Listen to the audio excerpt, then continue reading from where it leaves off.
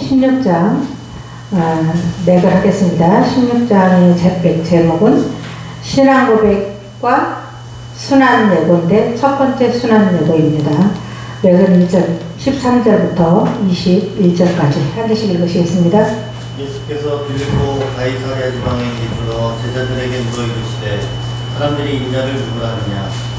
이르되 더러는 세례 요한, 더러는 엘리야, 어떤 이는 에레미야나 선지자 중에 하나이다. 이르시되 너희는 나를 누구라 하느냐. 시몬 베드로가 대답하여 이르되 주는 그리스도시요 살아계신 하나님의 아들이시니이다. 예수께서 대답하여 이르시되 바요나 시몬아 네가 복이 크다. 이를 내게 알게 하는 혈육이 아니요 하늘 계신데 아버지시니라. 18절 읽으세요. 또 내가 내게 이르노니 너는 계도로라. 내가 이 반석 위에 내 교회를 세우리니 눈물이 본자의 이기로다. 네, 19절 읽으세요. 내가 천국 열쇠를 내가 천국 열쇠를 내게 주리니 내가 땅에서 무엇이든지 매면 하늘에서도 매일 것이요 내가 땅에서 무엇이든지 풀면 하늘에서도 풀리리라 하시고, 이에 제자들에게 경고하사 자기가 그리스도인 것을 아무에게도 이르지 말라 하십니다. 그때부터 예수께서 어머니가 예루살렘에 올라가 장로들과 제사장들과 서기관들에게 많은 고난을 받고 죽임을 당하고 제3일에 살아나야 할 것을 그들에게 비로소 나타났습니다. 네, 아멘. 이제 지금 13절부터는요, 20절까지는 베드로의 신앙 고백입니다. 그래서 마태복음에서도 중요한 핵심이죠. 우리가 성경을 알아도 예수를 주로 고백하지 않는다면 나하고 아무 상관이 없는 거죠. 네, 그런데 지금 베드로가 오늘 그 고백을 하는 날입니다. 그래서 너무 중요한 말씀이죠. 13절에 예수께서 빌립보 가이사랴 지방에 이르렀다. 이거는 뭐냐면 갈릴리가 아니에요. 갈릴리는 이제 15장 20절까지 갈릴리 사역 1차, 2차, 3차가 끝이 났습니다. 그래서 이제는 지난번에도 말씀드렸지만 베레아 사역이라고 이렇게 좀 종교 지도자들이 좀 핍박을 많이 하니까 지금 막 핍박이 완전히 고조되어 있으니까 조금 피해 다니면서 이렇게 이방 지역에 다니면서 전도를 하시는 그런 건데요. 오늘은 이제 제자들을 교훈하시기 위해서 빌립보 가이사랴 지방에 이르렀다. 이 빌립보 가이사랴는 어디냐? 이스라엘의 최북쪽이에요. 북단. 그리고 거기는 이제 우리가 구약에서 많이 접했죠. 사사기에 보면은 단지파의 땅이고 또 라이스라고도 하고 그러는 곳이죠. 그래서 여기는 갈릴리가 아니라 이제 빌립보 가이사랴에서 이렇게 신앙 고백을 했다. 이렇게 알으시면 되겠습니다. 제자들에게 물어 이르되 사람들이 인자를 누구라 하느냐. 그래서 메시아 계시를 위한 유도 질문이에요. 제자들에게 묻기 위해서 지금 이렇게 말씀하시는데 누가는 뭐라 그랬냐. 기도하신 후에 물으신 것으로 이렇게 기록되어 있어요. 그래서 그냥 이렇게 예사롭게 지나가는 말로 물으신 게 아니라 기도로 준비하신 후에 물으신 것 같은 그런 이제 인상을 줍니다. 14절에 보니까 이르되 더러는 세례 요한이라고 하고 이게 뭐냐면 지난번에 말씀드린 14장 2절에 헤롯 안디바가 예수님의 능력을 나타나는 거 보니까 자기 참수해서 죽인 세례 요한이 그 영이 살아서 지금 예수님한테 역사를 한다 이렇게 믿었거든요. 네, 그래서 보통 사람들도 그렇게 생각하는 사람들이 있었나 봐요. 그래서 예수는 세례 요한이다 이렇게 말하는 사람이 있었고 더러는 엘리야다. 네, 말라기 4장 5절에 엘리야가 와야 하리라 이렇게 돼 있으니까 그렇게 말하는 사람도 있고 어떤 이는 예레미야는 눈물의 선지자잖아요. 예수님도 예루살렘 성전을 바라보고 눈물을 흘리신 것처럼 예루살렘 바라보고 이렇게 예레미야 선지자 또 선지자 중에 하나이다. 그러니까 선지자라고 사람들은 알고 있었어요. 대부분. 근데 이 15절에 보니까 너희는 나를 누구라 하느냐. 그렇다면 제자들이 그렇게 사람들의 반응을 얘기하니까 그럼 너희는 지금 이것이 묻고 싶으신 거죠. 주님은 제자들에게 말하는 거예요. 제자들에게 바른 신앙 고백을 요구하시는 건데 이게 시험의 일종인 거죠. 그래서 이제 시몬 베드로가 여기서 베드로뿐이 아니라 시몬이라는 말은 뭐냐? 시몬은 히브리식 이름이에요. 베드로의 본명이죠. 근데 이제 베드로는 예수님이 지어주신 이름인데 헬라식 이름이에요. 그래서 베드로고 그 다음에 또 이름이 하나 더 있는데 게바예요. 베드로는. 게바는 뭐냐? 아람어로 게바. 그러니까 같은 말이 반석이라는 뜻인데 베드로도 반석이라는 뜻이고 게바도 반석이라는 뜻인데 이제 시몬 베드로가 대답하여 이르되 주는 그리스도시요. 그리스도라는 말은 우리가 지금 메시아라는 말을 많이 했잖아요. 근데 이제 예수를 말하는 건데요. 헬라어로 그리스도인 거예요. 메시아가. 그래서 기름 부음을 받은 자라는 뜻이고 메시아임을 강조하는 이런 고백인 거죠. 주는 그리스도시요. 오실 메시아십니다. 이렇게 고백하는 거죠. 바로 고백했죠. 그 다음에 살아계신 하나님의 아들이시니이다. 그러니까 살아 역사하시는 신적 타고성을 이렇게 인정하면서 그 하나님의 아들이시다. 그러니까 한마디로 말하면 신성과 인성을 같이 고백한 거야. 우리가 신앙 고백할 때 예수님을 하나님의 아들이라고만 해도 맞는 게 아니고 그냥 인간 예수라고 해도 맞는 게 아니에요. 뭐를 같이 해야 돼요? 신이시면서 사람이다. 그래서 신성과 인성을 갖다가 같이 고백해야 되는데 베드로의 신앙 고백은 기독교 신조의 핵심이에요. 그래서 이것이 그래서 그리스도의 인성과 신성에 대한 조화를 이루는 이런 이제 정답을 말했습니다. 그래서 그리스도란 메시아의 헬라어 번역인데 이는 다윗의 후손 중에서 태어날 기름 부음을 받은 왕입니다. 이런 뜻인 거예요. 그러니까 정확하게 고백을 한 거죠. 그래서 17절에 예수께서 대답하여 이르시되 바요나 시몬아. 이 바요나 시몬이라는 얘기는요. 바요나는 아버지 이름이고요. 시몬은 베드로잖아요. 그래서 여기서 이 베드로의 본명으로 부르셔요. 지금 새로 이렇게 이름 지어준 베드로를 안 부르시고 바요나 시모나. 그 바요나는 요한의 아들 시모나 이런 말이에요. 그래서 이스라엘 사람들은 성이 없기 때문에 항상 그 어떤 사람의 이름을 댈 때 아버지의 이름을 앞에 대고 그 다음에 아들을 말하는 그런 거죠. 그래서 시몬은 베드로의 본명이고요. 내가 복이 있도다. 이 신앙 고백을 했더니 축복을 받았어요. 축복 선언을 하세요. 그래서 우리가 신앙 고백이야말로 축복 선언을 받을 만한 그런 아주 우리의 믿음의 모습이죠. 그래서 이를 내게 알게 하는 혈육이 아닌 사람의 지식이 아니라는 거죠. 그래서 하나님께로부터 계시의 은총을 입었기 때문에 알게 됐다는 이런 말씀을 예수님이 덧붙이십니다. 그래서 축복을 하시면서도 이거는 너의 힘이 아니라 사람의 힘이 아니라 하나님의 은혜가 임해서 너는 이걸 깨닫게 된 거야. 이렇게 지금 말해주십니다. 그래서 진정한 복은 영감으로써 진리를 깨닫는 복이 가장 좋은 복인 거죠. 지금 예수님이 하신 말씀으로 봐서. 그래서 우리는 복도 여러 가지가 있어요. 물질적인 복도 있고 건강의 복도 있고 장수의 복도 있고 뭐 여러 가지가 있겠지만 최고의 복은 성령의 감동으로 말미암아 진리를 깨닫는 복이 가장 큰 복이다. 사실은. 결국은 우리는 이제 갈 때 죽을 때는 다 놓고 가잖아요. 놓고 가서 하나님을 배워야 되잖아요. 그러니까 이 진리를 깨닫는 복이 가장 큰 복인 거죠. 18절에 또 내가 내게 이르노니 그래서 이제 예수님께서 교회를 세울 것을 선언하시는데요. 너는 베드로라. 그러니까 베드로는 헬라어로 페트로스라는 말인데 그게 반석이에요. 그래서 내가 이 반석 위에 그러니까 베드로 위에 세운다는 말이 아니라 신앙 고백 위에 세우겠다. 그래서 내 교회를 세우리니 이 말은 이제 장차 개발하리라의 실현인데요. 이 반석 위에 교회 세우신다는 이런 말씀이에요. 그래서 음부의 권세가 이기지 못하리라. 그러니까 죽음의 권세를 이기고 부활하신 예수 그리스도라는 말이고요. 복음서에서 이 에클레시아 교회라는 말을 한 것은 여기서 처음인 겁니다. 지금까지 우리가 쭉 이 마태복음을 공부했지만 지금 처음 언급하고 있어요. 19절에 내가 천국 열쇠를 내게 주리니. 그래서 이 천국 열쇠라는 얘기는 천국이라는 얘기는 그리스도의 교회를 말해요. 예수의 교회. 그리스도의 교회를 말하는 건데요. 열쇠를 준다는 얘기는 열쇠는 청지기로 임명된 자의 정권을 위임한다는 표식이에요. 그래서 이 주인이 된다는 얘기가 아니라 청지기로 임명됐다. 그래서 청지기가 임명되면은 그 창고에 열쇠를 맡기잖아요. 그 열고 닫는 권세. 이게 창고에서 가져올 수도 있고 잠궈놓을 수도 있고 이런 걸 말하는 건데요.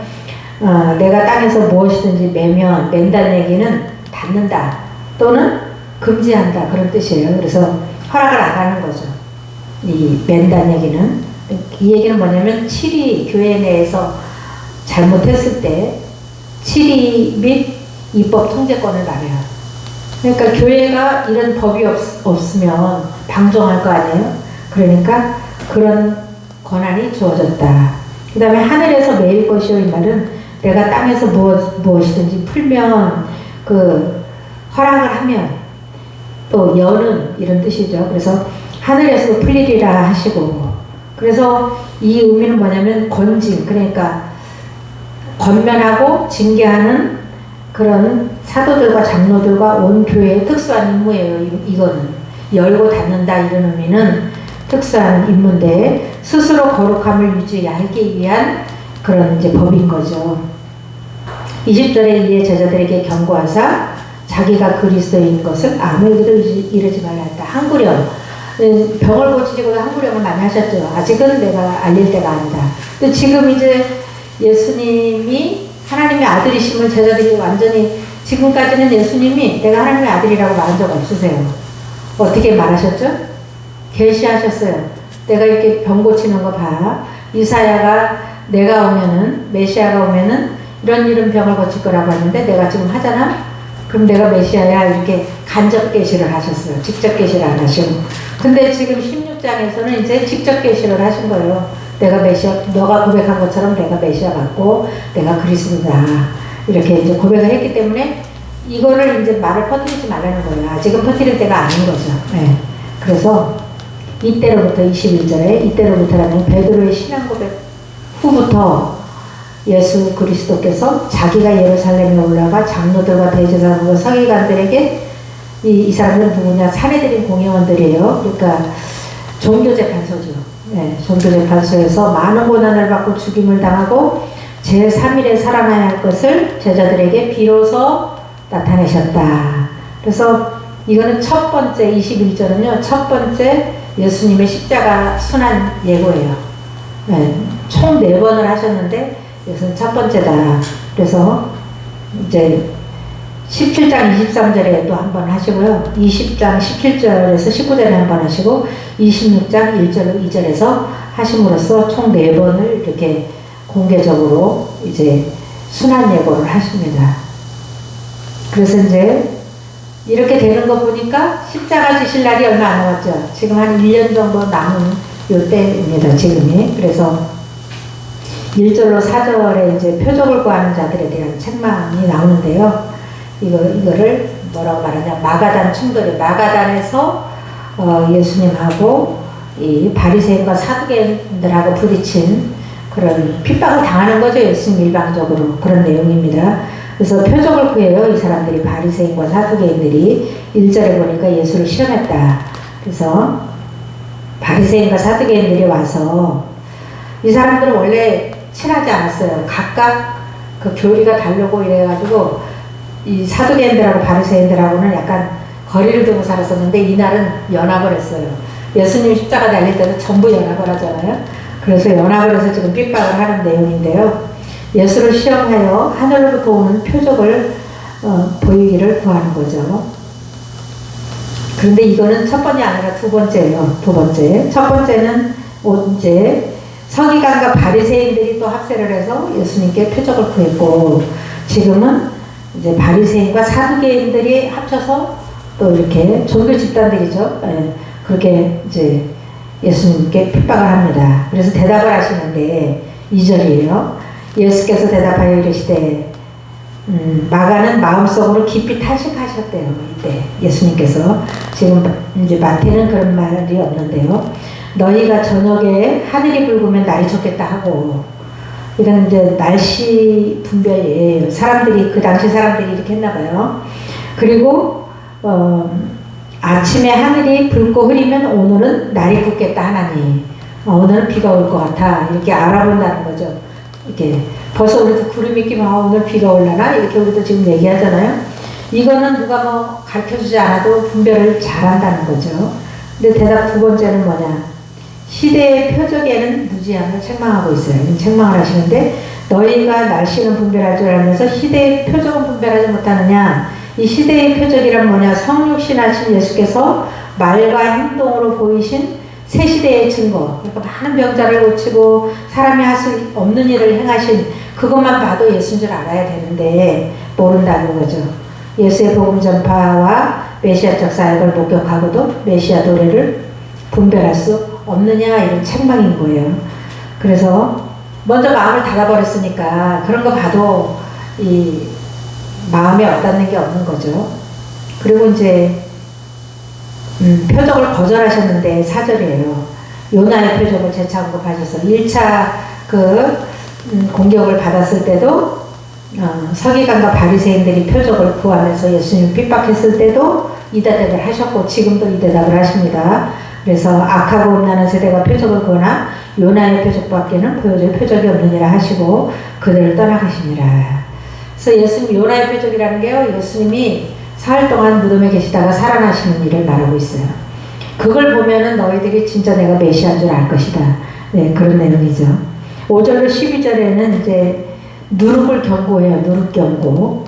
그래서 이 누룩은 뭐냐? 바리새인과 사두개인들의 교훈을 주의하라 이런 이제 제자들에게 가르치는 거죠. 지금 저 사람들의 교훈은 들어서 이익 될 게 없다. 주의해라 이렇게 말하는 건데 거기에 대한 제자들의 반응입니다. 그래서 마가단 충돌 후 황급히 이제 출발을 했습니다. 그래서 마가단에서 아까 신앙 고백을 베드로가 했던 가이사랴 빌립보로 간 거예요. 지금 왜냐면 지금 아까 13절에서부터 20절, 21절은 우리가 중요하게 맥을 잡았기 때문에 앞절이 아니지만 먼저 언급했기 때문에 지금 약간 헷갈리는데 그렇습니다. 그래서 제자들이 건너편으로 갈세. 그래서 이제 빌립보 지방으로 갔다는 얘기죠. 근데 누룩을 경고하시는데 떡 가져오기를 잊었더니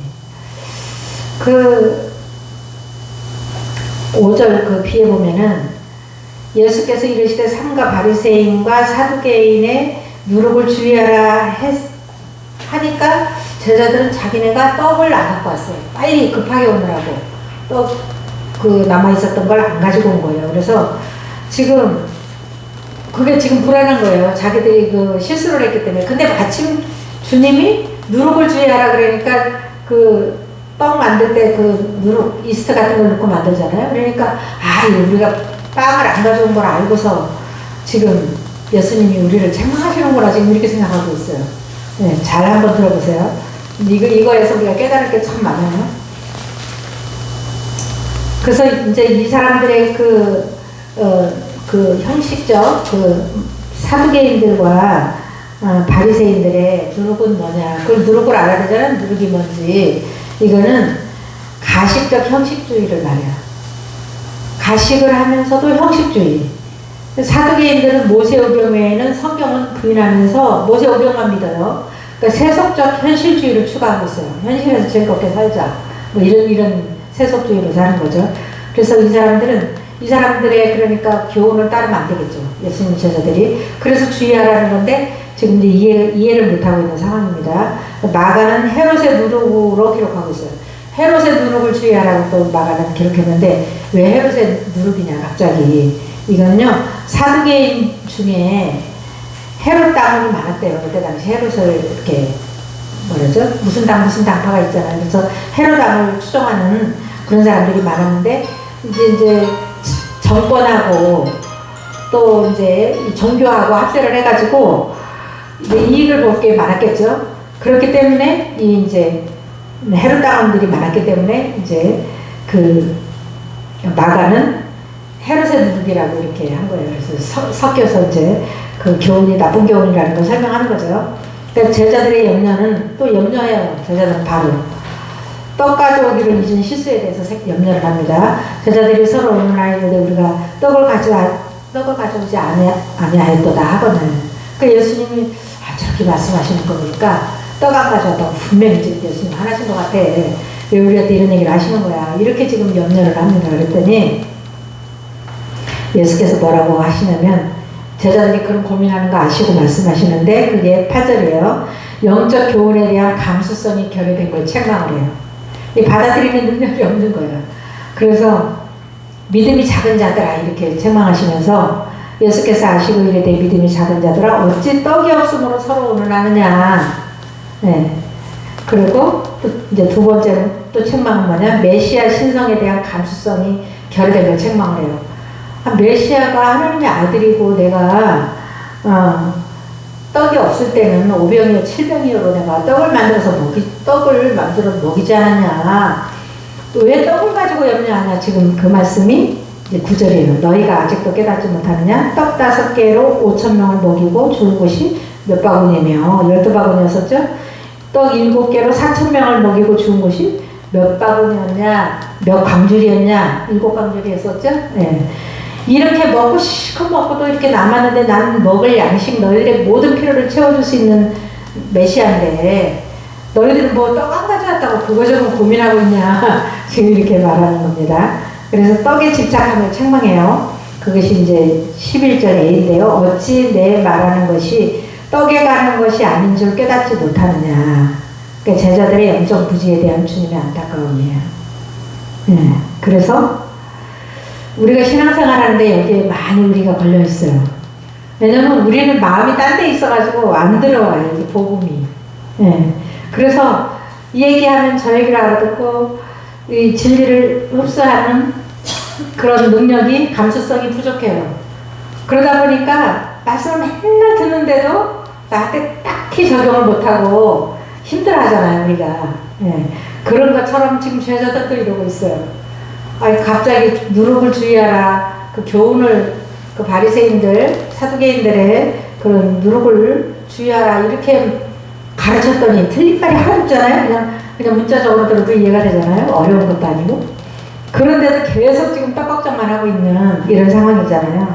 그래서 예수님이 여러 번 책망하신 후에 이 사람들이 깨달았어요. 제자들이. 그래서 이제 이때 재경고를 합니다. 누룩을 주의하라. 오직 바리새인과 사두개인들의 누룩을 주의하라.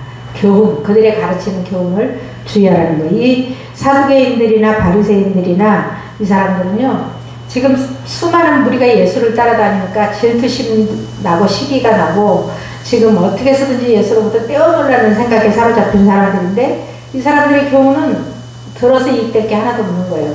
네. 외식을 가르치죠. 그 다음에 세상의 풍조를 가르치죠.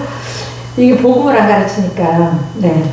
그래서 이 12절에 이제 그제야 제자들이 떡의 누룩이 아니에요. 지금 계속 떡의 누룩인 줄 알고 떡 걱정했잖아요.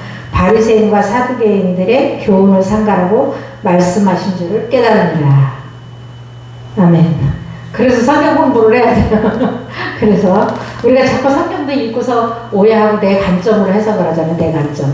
내 관점이 아니라 여러 사람들의 학자들이 해놓은 것들 또 그걸 또 많이 이렇게 내가 믿음의 수준에서 해석할 수 있는 능력 이런 게 중요한데 그렇지 않으면 이제 계속 먹을 것만 이제 걱정하는 우리가 되는 거죠.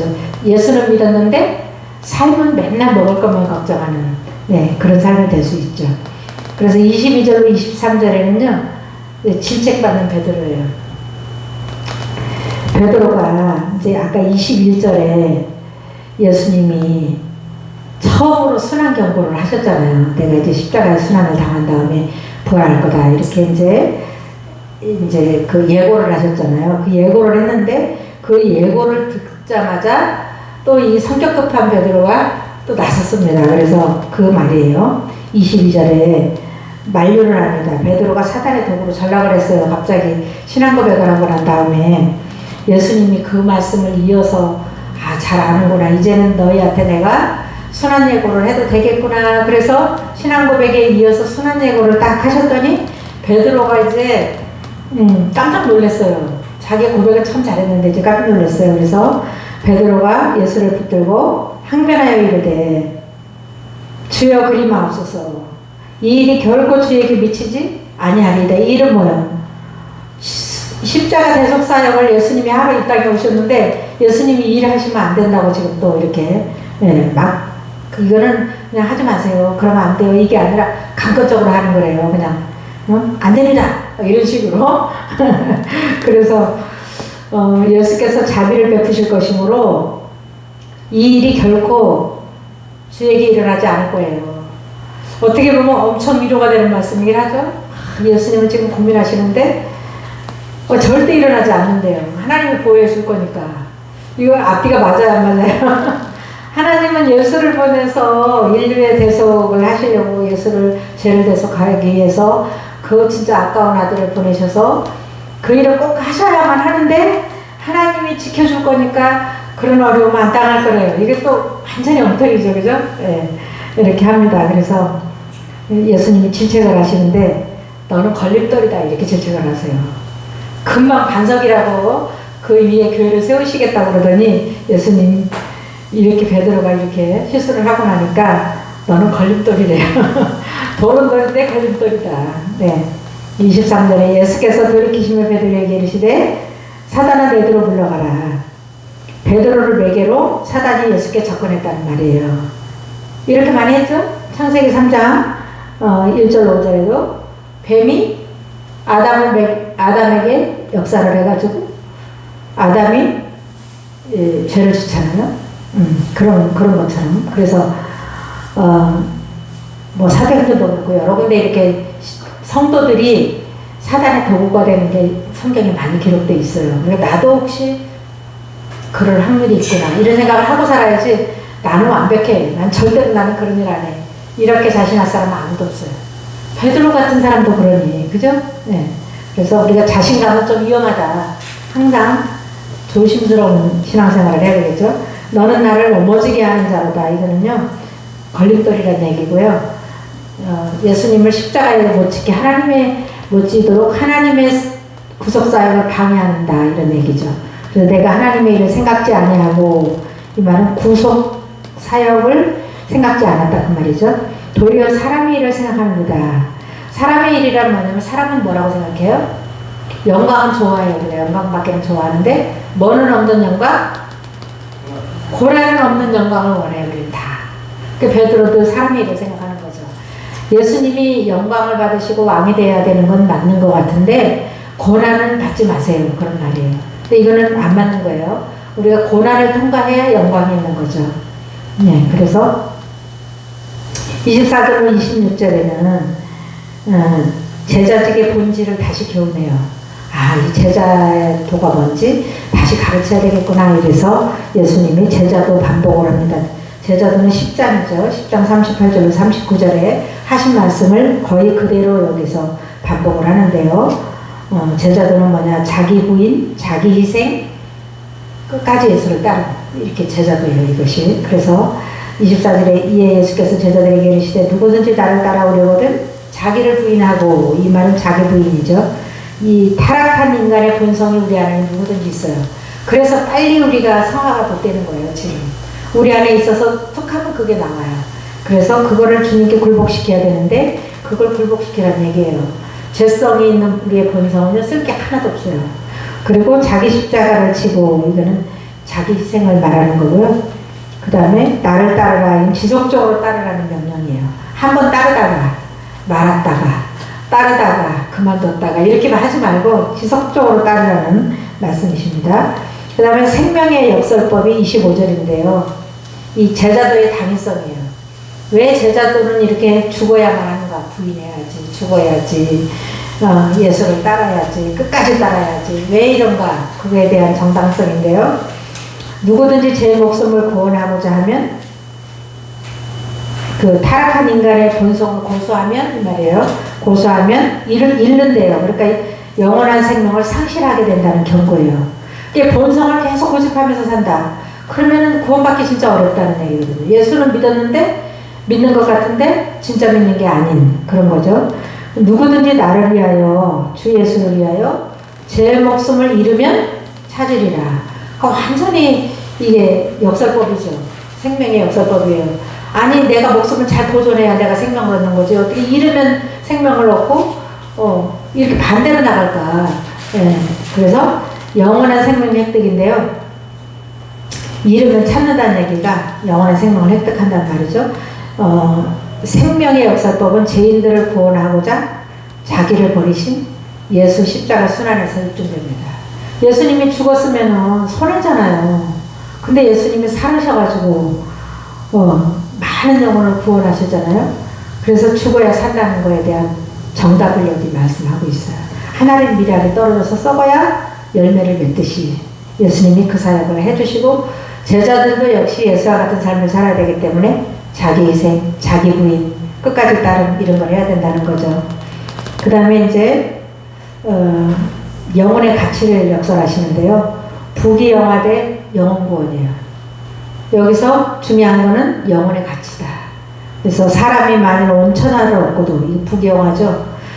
제 목숨을 잃으면 무엇이 유익하리요. 사람이 무엇을 주고 제 목숨과 바꾸겠느냐. 그래서 모세는 그리스도를 위하여 받은 수모를 애굽의 모든 보화보다 더 큰 재물로 여겼으니 이는 상 주시는 이를 바라봅니다. 이렇게 고백했거든요. 히브리서에 보면은.